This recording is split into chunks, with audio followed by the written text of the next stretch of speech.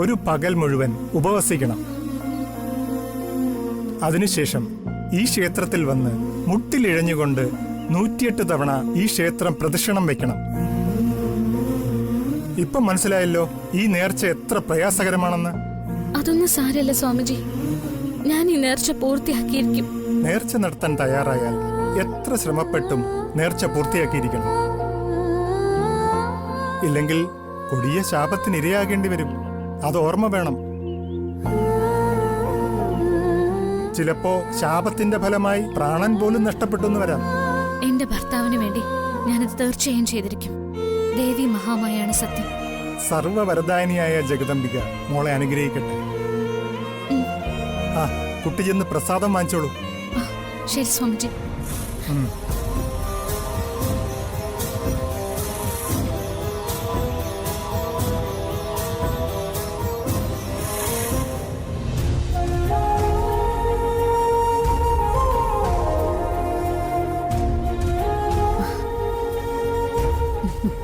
Madam പ്രസാദം.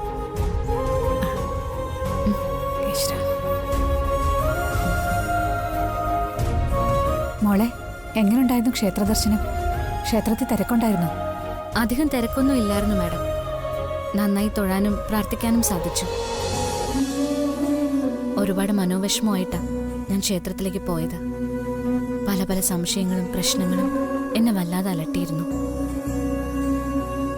അതിനെല്ലാം ഒരു ഉത്തരം കാണാനാകാതെ, പരിഹാര മാർഗം കാണാനാകാതെ ഞാൻ പ്രയാസപ്പെടുകയായിരുന്നു.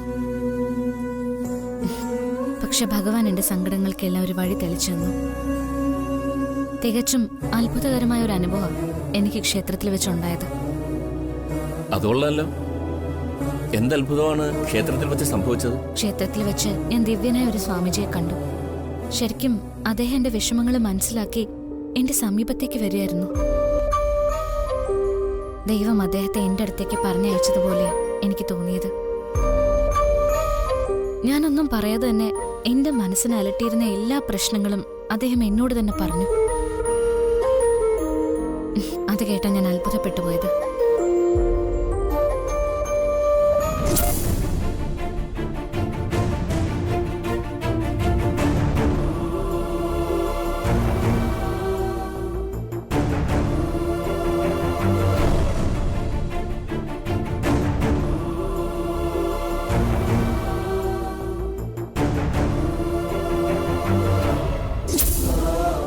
മോളെ, 108 തവണ മുട്ടുകാലില് ക്ഷേത്രപ്രദക്ഷിണം വെക്കാന്ന് വെച്ചാ കഠിനമായ നേർച്ചയത്. ഈ നേർച്ച നീ നടത്താൻ പോവുകയാണോ? തീർച്ചയായും. എന്റെ കുട്ടന് വേണ്ടി ഞാൻ ഈ നേർച്ച നടത്തിയിരിക്കും. ഈ നേർച്ച കഠിനമാണെന്നും പാതിയിൽ വെച്ച് നേർച്ച മുടക്കിയാൽ കടുത്ത ശാപം കിട്ടുമെന്നും സ്വാമിജി എന്നോട് പറഞ്ഞിരുന്നു. പ്രയാസമുള്ള നേർച്ചയാണെന്ന് എനിക്കും ബോധ്യമുണ്ട്. പക്ഷെ എത്ര കഠിനമായാലും എത്ര അപകടം പിടിച്ചതായാലും ഞാനിത് നിറവേറ്റിയിരിക്കും. എന്റെ കുട്ടന് വേണ്ടി ഞാനിത് നിർവഹിച്ചിരിക്കും. മോളെ, കുട്ടന് വേണ്ടി നീ ഈ നേർച്ച നടത്തുന്നതിൽ ഞങ്ങൾക്ക് സന്തോഷമേ ഉള്ളൂ. പക്ഷെ പ്രയാസേറിയ ഈ നേർച്ച നന്നായിട്ട് ആലോചിച്ച ശേഷം നടത്തുന്നതല്ലേ നല്ലത്. ഈ നേർച്ച പൂർത്തിയാക്കുമ്പോഴേക്കും ഒരുപാട് ശാരീരിക വേദന മോൾക്ക് അനുഭവിക്കേണ്ടി വരും. ഇപ്പോൾ ചിന്തിക്കുന്നതിന് അപ്പുറമായിരിക്കും അത്. ആലോചിക്കുമ്പോൾ തന്നെ എനിക്ക് ഭയമാകും. മഹേട്ടനെ പോലെ തന്നെ എനിക്കും പേടിയുണ്ട് മോളെ. ഇത് വേണോ? സ്വാമിജിയോട് പറഞ്ഞത് തന്നെയാ എനിക്ക് നിങ്ങളോടും പറയാനുള്ളത്. കുട്ടനെ സുഖപ്പെടുത്താൻ വേണ്ടി എന്ത് അപകടവും ഞാൻ നേരിടും. എത്ര വേദനയും ഞാൻ സഹിക്കും. അതൊന്നും എനിക്ക് പ്രശ്നമേ അല്ല. കുട്ടനെ സുഖപ്പെടുത്തി തരാമെന്നൊരു വാക്ക് ഞാൻ മാഡത്തിന് നൽകിയിരുന്നു. എനിക്ക് ആ വാക്ക് പാലിക്കണം. പാലിച്ചേ തീരൂ. അതിനുവേണ്ടി ഞാൻ ഈ നേർച്ച സന്തോഷത്തോടെ നടത്തിയിരിക്കും. മാഡവും സാറും സമാധാനമായിട്ടിരിക്കും. ദേവി എന്നെ കൈവിടില്ല.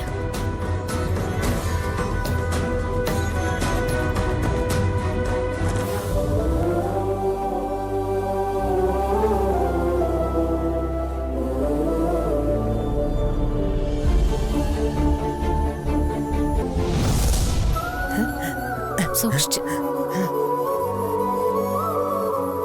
പതുക്കെ. കുട്ടാ ആ പതുക്കെ എവിടെയാ സൂക്ഷിച്ചു നിൽക്ക്. ആ മലകേ ഉം. നമുക്ക് ടെമ്പിളിൽ ചെല്ലുമ്പോ പായസം കിട്ടുമോ? കിട്ടും കുട്ടാ. ഇറങ്ങാം മോളെ. ആ പോ മാഡം. ഗോപിക ഋഷി എവിടെ? അച്ഛാ, ആ ഗോപിക രാവിലെ തന്നെ വീട്ടിലേക്ക് പോയിട്ടുണ്ട്. അവിടുന്ന് മഞ്ജു ചേച്ചിയും കൂട്ടി ക്ഷേത്രത്തിലേക്ക് വരും. ഓഫീസിൽ തിരക്കില്ലായിരുന്നെങ്കിൽ ഞാനും കൂടി വന്നേനെ. അത് സാരമില്ല, ഗോപിക വരുന്നുണ്ടല്ലോ, അത് മതി. ശരി. എന്നാ നമുക്ക് ഇറങ്ങാം. സിദ്ധുവിന്റെ അസുഖം മാറാനായി മരുന്ന് കൊടുക്കുന്നുണ്ട്. ഇവിടെ എല്ലാവരും അതിനുവേണ്ടി കാര്യമായി പ്രാർത്ഥിക്കുന്നുമുണ്ട്, വഴിപാട് നടത്തുന്നുണ്ട്. അതെല്ലാം പോരാഞ്ഞിട്ട് 108 തവണ മുട്ടിലഴിഞ്ഞ് പ്രദക്ഷിണം വെക്കുകയെന്ന് പറഞ്ഞ ഇതുപോലൊരു നേർച്ച ഞാൻ ഈ അടുത്ത് കേട്ടിട്ടുമില്ല, കണ്ടിട്ടുമില്ല.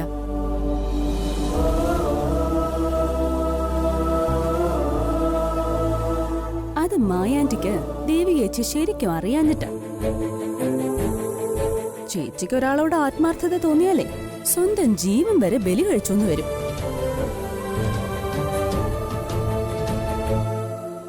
അല്ല, ഇവിടെ ദേവിയേക്ക് മാത്രമല്ലേ സിദ്ധുവിന്റെ കാര്യത്തിൽ ആദ്യം ഉത്കണ്ഠയുള്ളൂ. അവനെ നൊന്ത് പ്രസവിച്ച അമ്മയ്ക്കും താഴത്തും തലയിലും വയ്ക്കാതെ എടുത്തു വളർത്തി ഇതുവരെ എത്തിച്ച മുത്തശ്ശിക്കും അവന്റെ അച്ഛനോ ഇല്ലാത്ത വേദനയും വെപ്രാളോ ആ ദേവികയ്ക്കും. പ്രഹസനങ്ങൾക്കൊക്കെ ഒരു പരിധിയുണ്ട്. നേർച്ച നടത്തുന്നുണ്ടെങ്കിൽ അത് ഉള്ളിത്തട്ടി ആവണം. മുത്തശ്ശി, മുത്തശ്ശി എന്റെ ആത്മാർത്ഥതയെ സംശയിക്കരുത്. കുട്ടിന് വേണ്ടി ഞാൻ ചെയ്യുന്നതൊന്നും പ്രഹസനമല്ല. മനസ്സർപ്പിച്ചു തന്നെയാ ഞാൻ ഈ നേർച്ച നടത്താൻ പോകുന്നത്. അത് മറ്റാർക്കും മനസ്സിലായില്ലെങ്കിലും ആ ക്ഷേത്രത്തിൽ കുടികൊള്ളുന്ന ദേവി മഹാമായിക്ക് മനസ്സിലാവും. ദേവിക്കെങ്കിലും മനസ്സിലായ മതിയായിരുന്നു. അമ്മേ നിർത്ത്. ഒരു നല്ല കാര്യത്തിന് പുറപ്പെടുമ്പോഴാണോ അനാവശ്യമായി ഈ പരിഹാസം? എന്തിനാണ്? അമ്മയോട് മാത്രമല്ല, മായയോടും അഞ്ജതയോടും കൂടെയാ ഞാനീ പറയുന്നത്. അമ്മയ്ക്ക് സിദ്ധുവിന് ജീവനാണെങ്കിൽ അതുപോലെ തന്നെ ദേവികയ്ക്കും സിദ്ധുവിന് ജീവനാണ്. അതുകൊണ്ടാണ് കഠിനമായി ഈ പരീക്ഷണത്തിന് ദേവിക തയ്യാറാവുന്നത്. അപ്പോൾ ഒരു കാരണമില്ലാതെ ഇവളുടെ ആത്മാർത്ഥത ചോദ്യം ചെയ്യരുത്. അഞ്ജിത എന്തർത്ഥത്തില് ദേവികയെ കളിയാക്കിയ?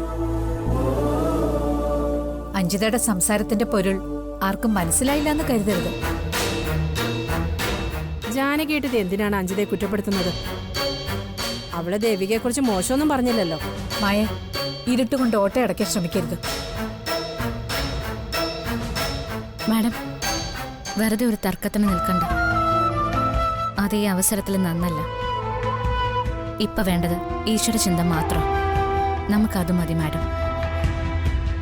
പരിഹസിക്കുന്നവർക്കുള്ള മറുപടി ഭഗവാൻ തന്നെ കൊടുത്തോളൂ.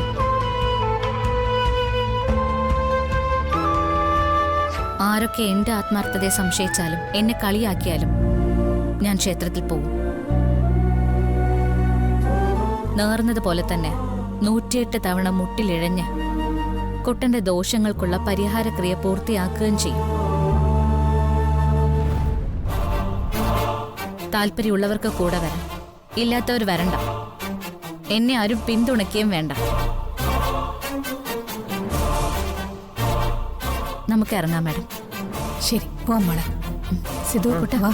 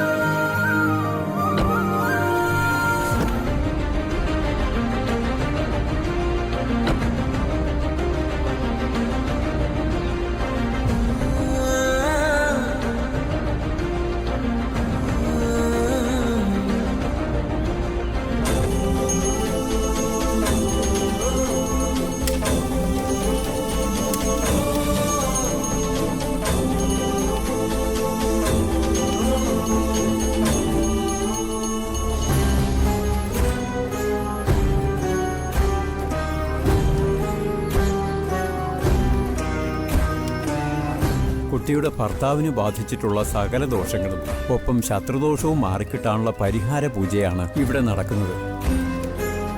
ഈ പൂജ കഴിഞ്ഞതിന് ശേഷം വേണം 108 തവണ കുട്ടി മുട്ടുകാലിൽ ക്ഷേത്രപ്രദക്ഷിണം നടത്തേണ്ടത്. ആ പൂവെടുക്കുക. ഈ ഹോമകുണ്ടത്തിലേക്ക് പൂക്കൾ അർപ്പിച്ചുകൊണ്ട് ഞാൻ പറയുന്ന മന്ത്രങ്ങൾ കുട്ടി ഏറ്റു ചൊല്ലണം. ശരി തിരുമേനി. ഓം നമോ നാരായണായ.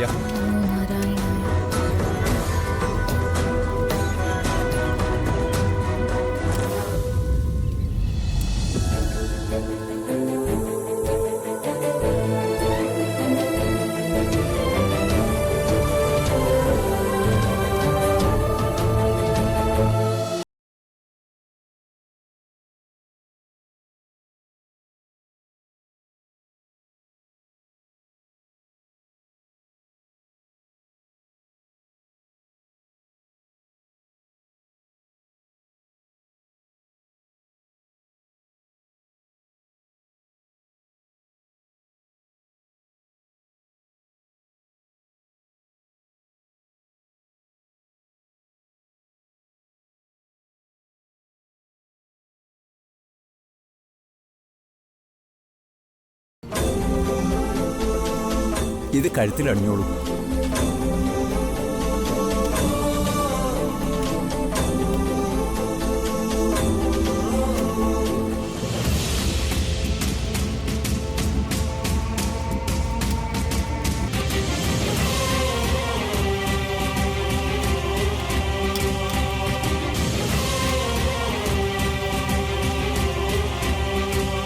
ഇനി 108 തവണ മുട്ടുകാലിൽ പ്രദക്ഷിണം വെച്ചോളൂ. ശരി തിരുമേനി.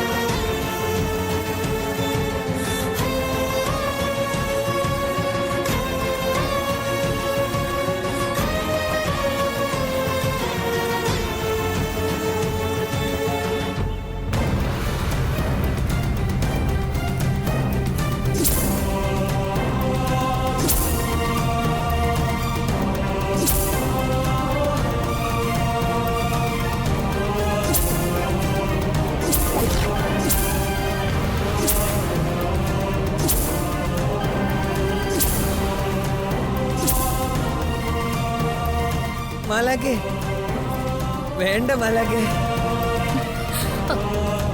നമുക്ക് നിർത്താം. മതി മാലാഖേ. അമ്മേ നാരായണ, ദേവി മഹാമായ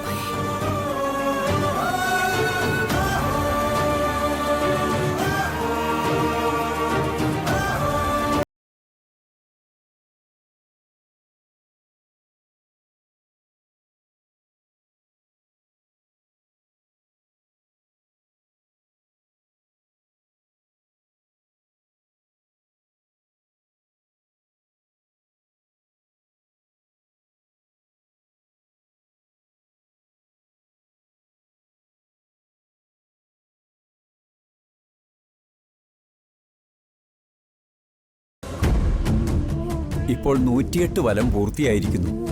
കുട്ടിയെ എഴുന്നേൽപ്പിച്ചോളൂ. മോളെ സൂക്ഷിച്ചു. സാധാരണ ഈ നേർച്ച അങ്ങനെ ആരും പൂർത്തിയാക്കാറില്ല. അത്ര കഠിനമാണ് മുട്ടുകാലിലുള്ള വലം വയ്ക്കൽ, അതും 108 തവണ. ഇപ്പോൾ തന്നെ ഈ കുട്ടിക്ക് പരസഹായമില്ലാതെ നിൽക്കാൻ പറ്റില്ല എന്ന അവസ്ഥ വന്നിരിക്കുന്നു. കാലിന് വേദന എടുക്കുമ്പോൾ പലരും നേർച്ച പാതി വഴിയിൽ അവസാനിപ്പിച്ചു പോവുകയാണ് പതിവ്. പാതി വഴിയിൽ നേർച്ച അവസാനിപ്പിക്കുന്നത് കഠിനമായ പാപം, ഈശ്വരകോപം ഉണ്ടാകും, ശാപവും കിട്ടും. ഇവിടെ ഈ കുട്ടി അതെല്ലാം അതിജീവിച്ചിരിക്കുന്നു. അതിനു പ്രധാന കാരണം ഈ കുട്ടിക്ക് ഭർത്താവിനോടുള്ള സ്നേഹവും അദ്ദേഹത്തോടുള്ള ആത്മാർത്ഥതയുമാണ്.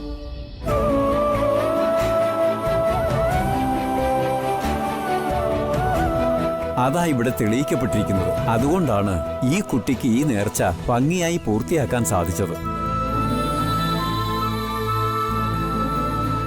മോളെ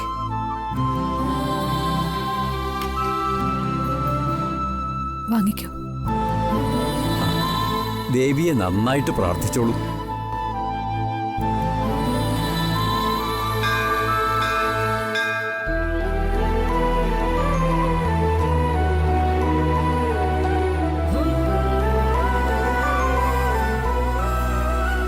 മോളെ സാരി ആകെ കീറിയല്ലോ, നമുക്കിത് മാറ്റി കൊടുത്താലോ? ആ മാറണം മാഡം. മോള് ചെന്ന് ഡ്രസ്സ് മാറാം. ഗോപികെ മോളും കൂടെ ചെല്ല്. ശരി അമ്മ.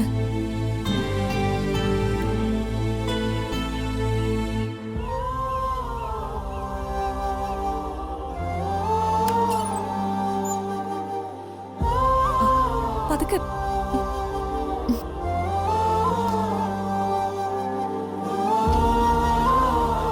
ചേച്ചിക്ക് തനിച്ച് ഡ്രസ്സ് ചേഞ്ച് ചെയ്യാൻ പറ്റുമോ? അത് സാരില്ല, ഞാൻ നോക്കാം. പറ്റില്ലെങ്കിൽ നിങ്ങളെ വിളിക്കാം. ചേച്ചി, ഈ ബാഗിന്റെ അകത്ത് മാറി കൊടുക്കാനുള്ള സാരിയുണ്ട്. പിന്നെ കുറച്ച് കോട്ടനും ഓയിന്റ്മെന്റും വെച്ചിട്ടുണ്ട്. കാലൊന്ന് കഴുകി തുടച്ചിട്ട് മരുന്ന് വെക്കാൻ. ഇല്ലെങ്കിൽ ഞാൻ തന്നെ ചെയ്തുതരാം. വേണ്ട ഗോപു, ഞാൻ ക്ലീൻ ചെയ്തോളാം. നിങ്ങൾ രണ്ടുപേരും പുറത്തു നിന്നോളൂ. ആവശ്യമുണ്ടെങ്കിൽ ഞാൻ വിളിക്കാം. ശരി ചേച്ചി, ഞാൻ പുറത്ത് നിൽക്കാം. വാ ചേച്ചി.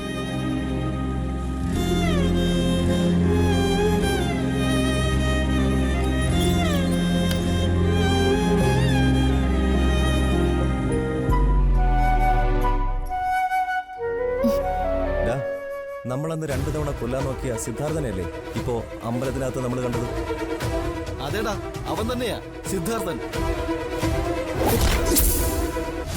സിദ്ധാർത്ഥൻ ജീവിച്ചിരിക്കുന്ന സ്ഥിതിക്ക് അവനെ ഇനിയും കൊല്ലാതെ വിട്ടാൽ ശരിയാവില്ല.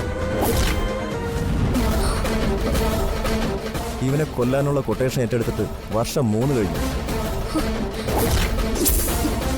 എടാ, ഇവനെ നമ്മൾ ഇവിടെ കണ്ട വിവരം ബോസിനെ വിളിച്ച് അറിയിക്കണ്ടേ? അറിയിക്കണം. നമുക്ക് ഇപ്പൊ തന്നെ ബോസിനെ അറിയിക്കണം. വാ പോ. നീ വാ.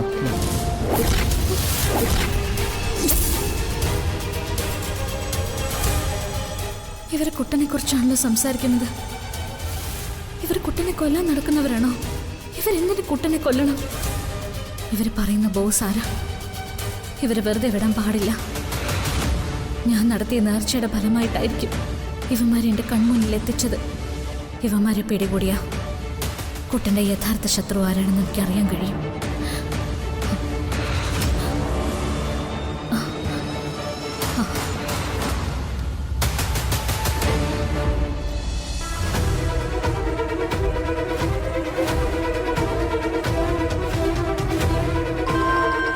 ഒരു മിനിറ്റ് പറയൂ ദേവു. അനീഷേട്ടാ,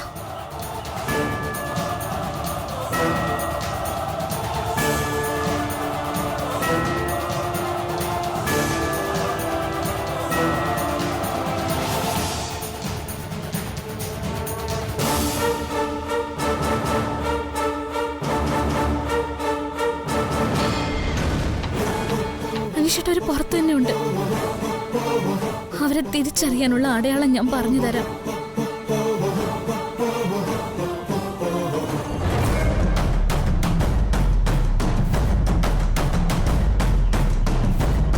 അവരൊന്ന് ശ്രദ്ധിക്കണം അനീഷേട്ടാ. ഒന്ന് ഹോൾഡേ, ഞാൻ നോക്കട്ടെ.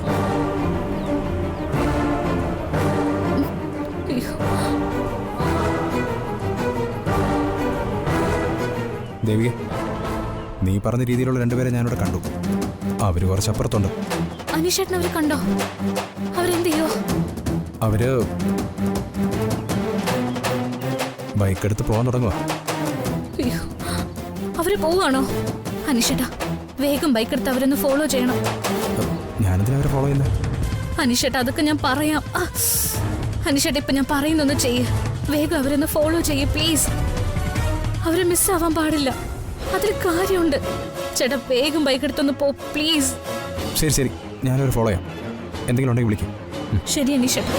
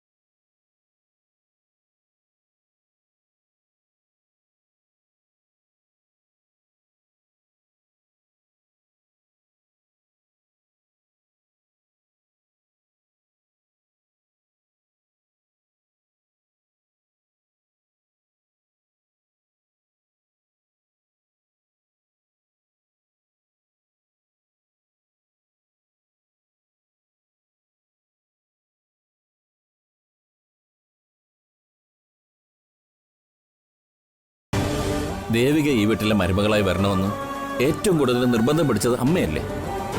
അമ്മ ഇപ്പോ ആരുടെ വാക്ക് കേട്ടാണ് ദേവികയുടെ ശത്രുവായി മാറിയത്? സിദ്ധുവിനെ അപായപ്പെടുത്താൻ വേണ്ടി അന്ന് നമ്മൾ ഗുണ്ടകളെ അയച്ചിരുന്നില്ലേ? അവന്മാരെ കുറിച്ച് ദേവിക മനസ്സിലാക്കി കഴിഞ്ഞു.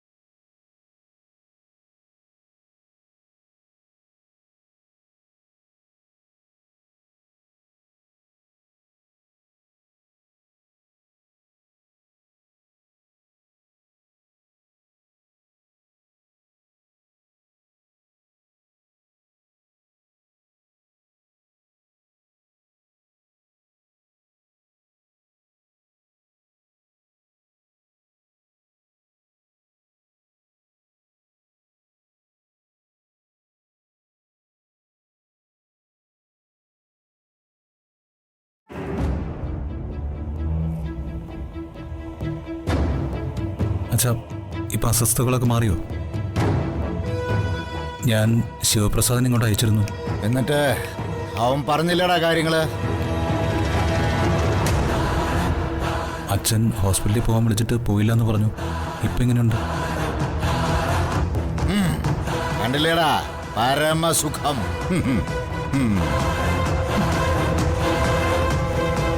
എന്നെ ഹോസ്പിറ്റലിലേക്ക് കൊണ്ടുപോകാൻ എൻ്റെ മകനോടാണ് ഞാൻ സഹായം ആവശ്യപ്പെട്ടത്. അല്ലാതെ എവിടെയോ കിടക്കുന്ന നിന്റെ കുറെ പ്ലഗുകളോടല്ല. മനസ്സിലായോ? അച്ഛാ അത് ഞാനൊരു അത്യാവശ്യ കാര്യത്തിലായിരുന്നതുകൊണ്ടാ. സ്വന്തം അച്ഛന്റെ ജീവനേക്കാൾ വലിയ അത്യാവശ്യം എന്താടാ നിനക്കുള്ളത്? സ്വന്തം വീട്ടിലെ കാര്യങ്ങൾ നോക്കി നടത്തണം. അല്ലാതെ ആവശ്യമില്ലാത്തവരുടെ കുടുംബകാര്യങ്ങളിൽ ഇടപെടാൻ പോകരുത്. അല്ല, നിനക്കെന്തോന്നടി സാഗറിന്റെ കുടുംബത്തെ കാര്യം? എന്താടാ ചോദിച്ച കേട്ടില്ലേ? സാഗറിന്റെ കുടുംബകാര്യത്തിൽ നീ എന്തിനാ ഇടപെടുന്നതെന്ന്. സാഗറിന്റെ വീടിന്റെ അടുക്കള ചെന്ന് അവന്റെ കുടുംബകാര്യത്തിലൊന്നും ഞാൻ ഇടപെട്ടില്ല. അവന്റെ ഭാര്യ രാഖി ദിയമോളെ തട്ടിക്കൊണ്ടു പോകാൻ ശ്രമിച്ചപ്പോ ഞാൻ എതിർത്തു. നിന്റെ ആരടാ ഈ നരിന്ത്? എന്ത് ബന്ധമാടാ നിനക്ക് വെളിയിൽ അവകാശപ്പെടാനുള്ളത്? നിനക്ക് ജനിച്ചാണോ ഈ സാധനം? അതോ നിന്റെ ഭാര്യ നീ അവകാശപ്പെടുന്ന ഇവിടെ പറ്റതാണോ? മനസ്സിലായില്ലേ? ഇവളുടെ മൂത്താംകുടിയിലെ സന്താനമാണോ ഇതെന്ന്?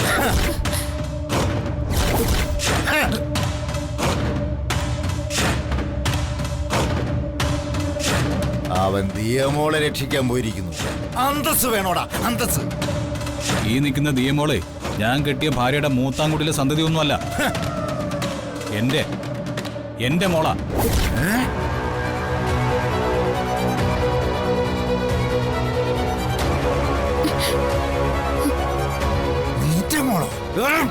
ഇവളുടെ ദേഹത്ത് കൈവയ്ക്കാൻ വന്ന അതിന് ഏത് കോടി കെട്ടിയവനാണെന്ന് പറഞ്ഞാലും അവനെ ഞാൻ വെറുതെ വിടില്ല.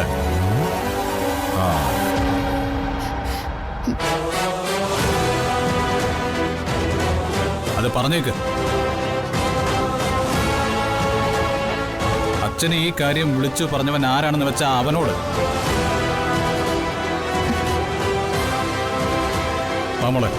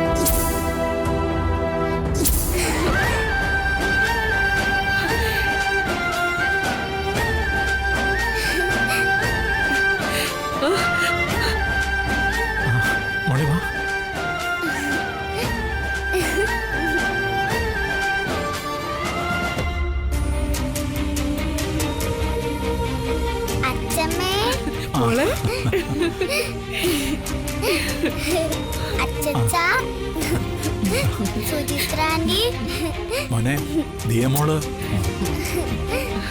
ജയനങ്ങളാ അച്ഛൻ എന്നെ രക്ഷിച്ചത്.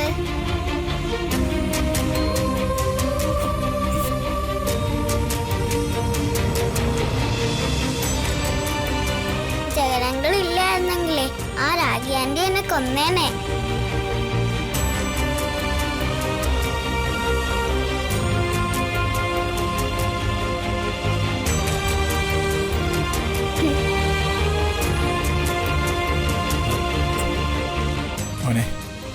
ഇതിനൊക്കെ എന്ത് പകരം തന്നാ മതിയാവുമെന്നറിയില്ല.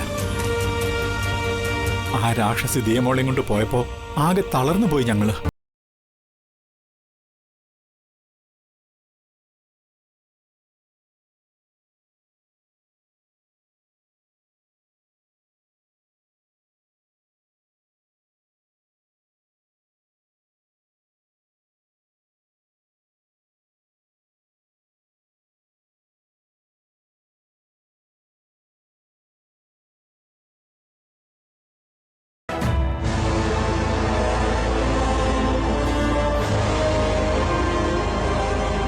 ജഗൻ ചെയ്തെന്തോ മഹാകാര്യമാണത്രേ. അവര് കൊണ്ട് കേസ് കൊടുത്താലേ കൂട്ടത്തോടെ ജയിലിൽ പോയി കിടക്കേണ്ടി വരും. അല്ലെങ്കിൽ ഒരു കാര്യം ചെയ്യേ, സമ്മതക്കാരെ കൂടി വിളിച്ചോ, വിരുന്നങ്ങ് ജയിലിലാക്കാം സർക്കാർ ചെലവില്.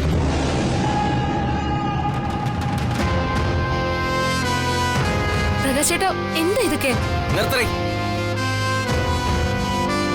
അല്ലെങ്കിലും ശനിദോഷം പിടിച്ച ഇവളുടെ ജീവിതത്തില് ഏത് നല്ല കാര്യം വന്നാലും ഒന്നുകിൽ മരണം അല്ലെങ്കിൽ ജയിൽവാസം.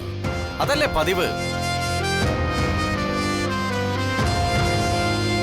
മതി സഹോദരിയെ, അവളെ കെട്ടിയ ഭർത്താവിന്റെ മുമ്പിൽ വെച്ച് തമാശക്കാണെങ്കിൽ പോലും അധിക്ഷേപിച്ച് സംസാരിക്കുന്നത് അത്ര നല്ല കാര്യമൊന്നുമല്ല. പ്രകാശൻ ഇങ്ങനെ സംസാരിച്ചതിന് ഞാൻ മോനോട് ക്ഷമ ചോദിക്കാം. അയ്യോ അച്ഛാ, അതിൻ്റെ ഒന്നും ആവശ്യമില്ല. ദിയമോക്ക് വേണ്ടി മാത്രമല്ല, ഏത് കുട്ടിക്ക് വേണ്ടിയായാലും ഞാൻ ഇതേ ചെയ്യും. ഇപ്പൊ ദിയമോള് എൻ്റെ കൂടി മോളാ.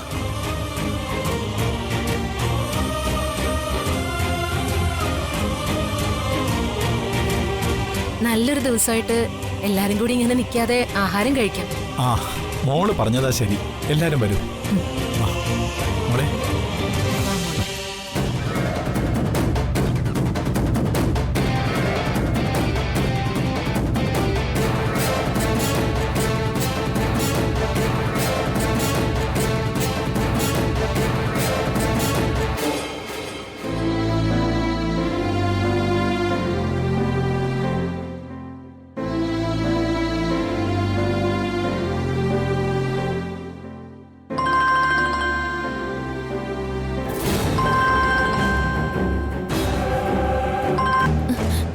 മോളെ, മോളെ, എവിടെത്തി? നിങ്ങൾ എത്താറായോ? അമ്മേ, അത് എത്താറായെങ്കിലേ നിങ്ങളും കൂടെ വന്നിട്ട് ചോറ് വിളമ്പാലോ എന്ന് വിചാരിച്ചിട്ടാ. അത് അമ്മേ, വിരുന്ന് നടക്കട്ടെ അമ്മേ. ഞങ്ങൾ വരുന്ന കാര്യം സംശയം. അയ്യോ, ഏട്ടനെന്തോ അർജന്റ് മീറ്റിംഗ് ഉണ്ട്. മീറ്റിംഗ് എപ്പോഴാ മോളെ? അത് കഴിഞ്ഞിട്ട് വന്നാ മതി. അമ്മേ, അത് പറ്റില്ല. മീറ്റിംഗ് ബാംഗ്ലൂരിലാ അമ്മേ. ബാംഗ്ലൂരോ? അതെ അമ്മേ. എങ്കില് വിക്രം പോട്ടെ, മോളിങ്ങോട്ട് പോരെ. ഞങ്ങൾ ഒരുമിച്ചാ അമ്മേ പോകുന്നത്. എന്നാലും കഷ്ടായി പോയല്ലോ മോളെ. വന്ദനയ്ക്കും ജഗനും വിരുന്നു കൊടുക്കുമ്പോ നിങ്ങളും കൂടി ഇല്ലെങ്കില് ഇനിയിപ്പോ എന്താ ചെയ്യ? നടക്കട്ടെ. ശരി അമ്മേ. ശരി.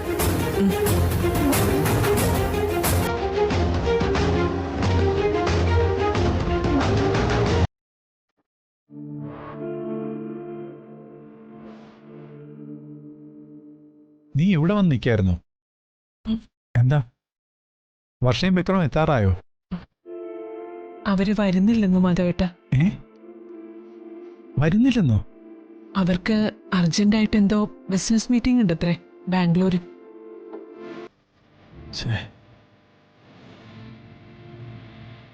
ഇനിയിപ്പോ നമ്മളെന്താ ചെയ്യാ?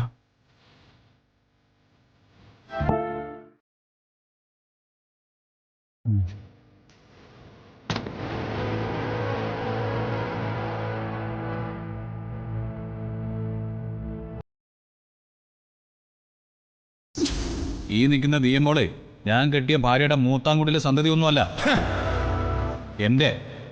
എൻ്റെ മോളാ.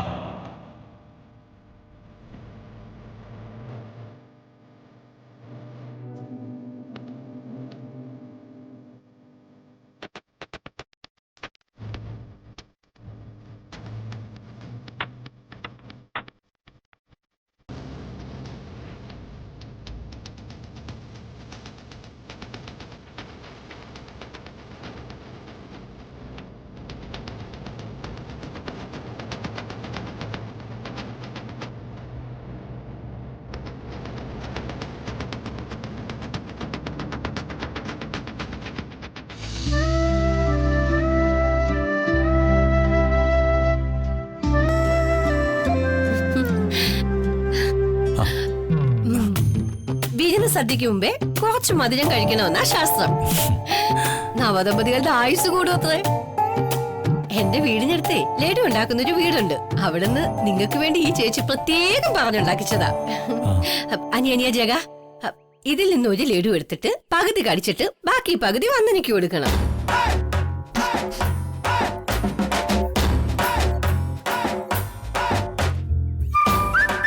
ഈ മധുരം നിങ്ങളുടെ ജീവിതത്തിൽ അവസാനം വരെ ഉണ്ടാകും.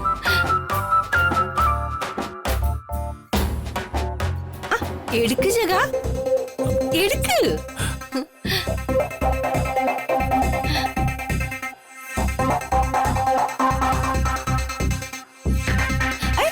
പറ്റില്ല പറ്റില്ല പറ്റില്ല, അത് കടിച്ചു തന്നെ തിന്നണം.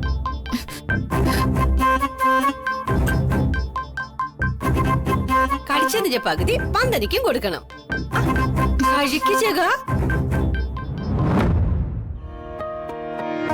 പെണ്ണേ കണ്ണിൻ തുമ്പത്തെന്തേ എന്തോ തേടിപ്പോകുന്നെന്തേ, ഉള്ളം താനെ പാടുന്നെന്തേ, മെല്ലെ മെല്ലെ മൂളുന്നെന്തേ, മൃദുലമാ മധുരവും മധുകണം കരുതിയോ, ചിറകിലായുയരുവൻ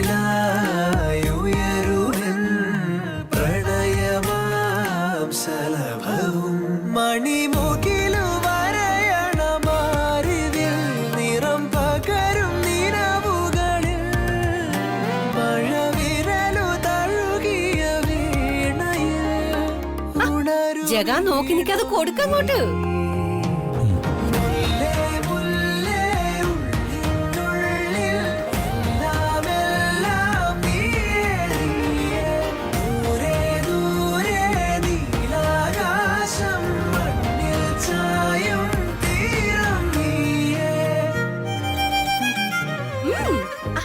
വാങ്ങ വന്ദനെ, വാങ്ങി അങ്ങോട്ട് കഴിക്ക്.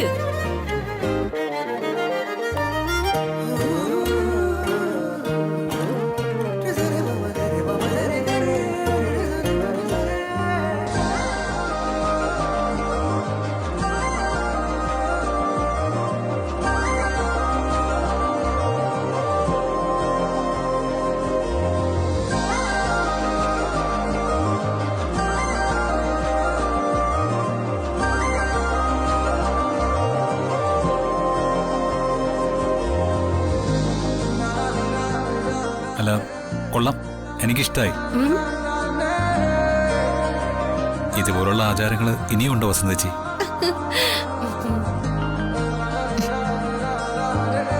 നിന്റെ മുഖത്തെന്താ ഒരു സന്തോഷം ഇല്ലാത്തത്? ഒന്നുമില്ല ചേച്ചി, ചേച്ചിക്ക് വെറുതെ തോന്നുന്നതാ.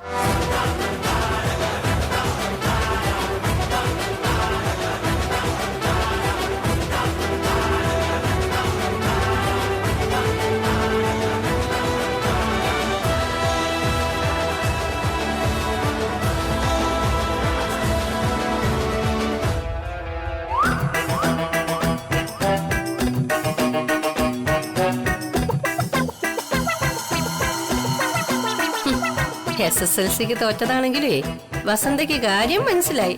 രണ്ടും ഇപ്പോഴും രണ്ട് ദിക്കില. ഒന്നോർത്താൽ ഇവളുമായിട്ട് അങ്ങനെ നിൽക്കുന്നതാ നിനക്ക് നല്ലത്. അല്ലെങ്കിൽ ഇവളുടെ ജാതകദോഷം റീത്തായിട്ട് നിന്റെ നെഞ്ചത്ത് കയറും. അല്ല, ചേച്ചി എന്താ ആലോചിക്കുന്നത്? അല്ല, ഭർത്താവിന്റെ പാതിയാണല്ലോ ഭാര്യ, അക്കാര്യം ഓർത്തതാ.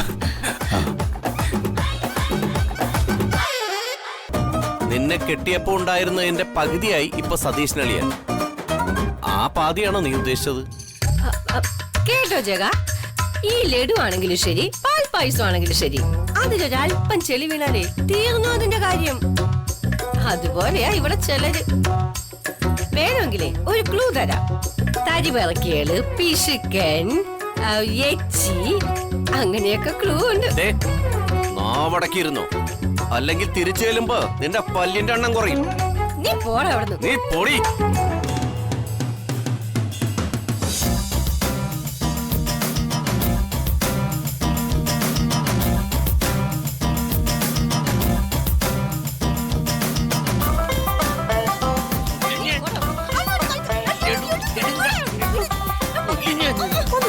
കണ്ടോ? നിങ്ങൾക്ക് എപ്പോഴും ഇത് തന്നെയാണോ പണി? നേരെ കണ്ട കീരിയും പാമ്പും.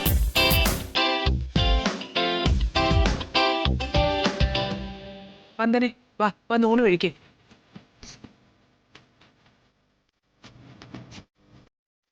അമ്മ അപ്പ ജഗനെ വിളിക്കുന്നില്ലേ?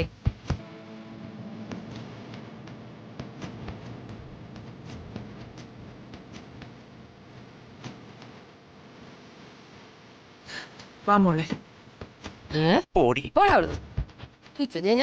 പച്ചത്തവളെ ജഗ ചെല്ലു മോനെ, ചെല്ലു ജഗ.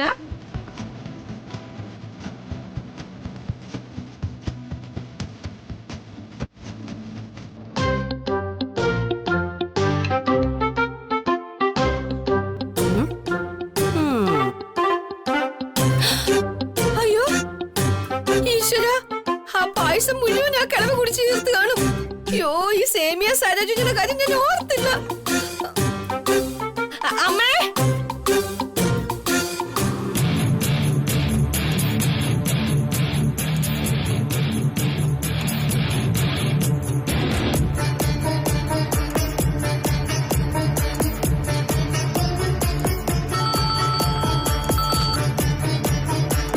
സാഗറാണ്.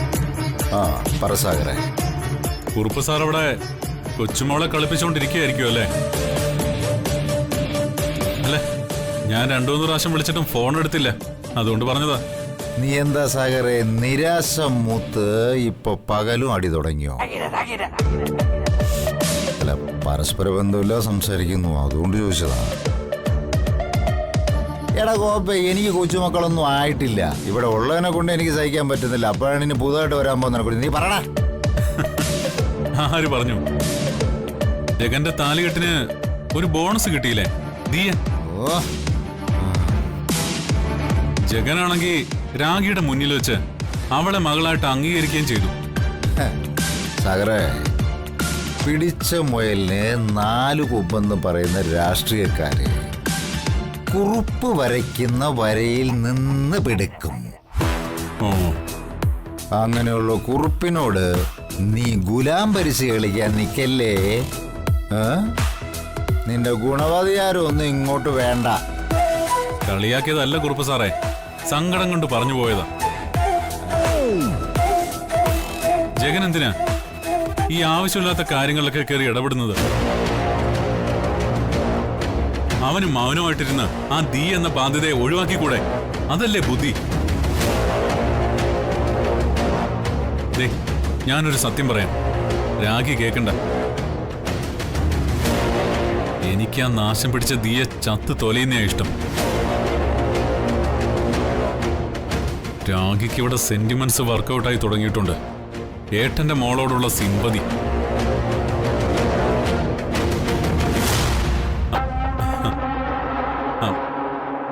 രാഗി, കുറുപ്പ് സാറാ ഫോണില്.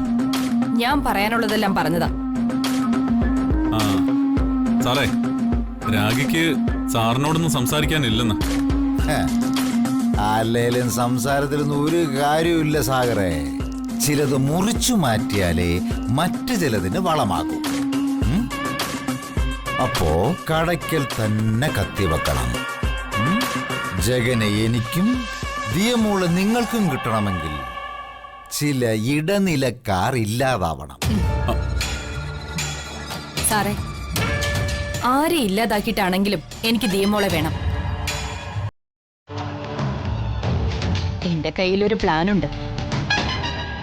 എന്താ അത്?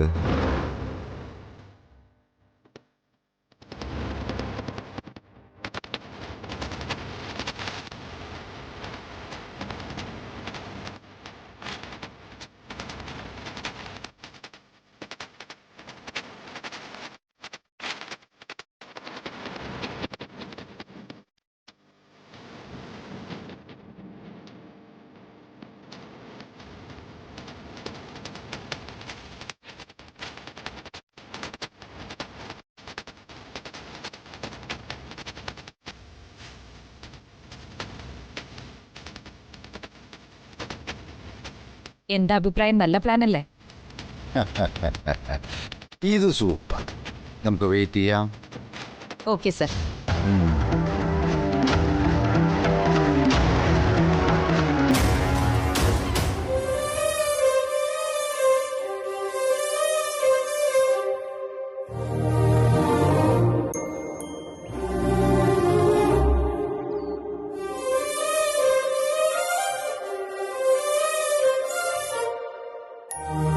അല്ല ദീമോൾ എവിടെ? മോളെ, അത് നീ പോകുന്നത് കാണാതിരിക്കാൻ വേണ്ടി മുത്തശ്ശി അവിടെ പിടിച്ചു വെച്ചിരിക്കുക.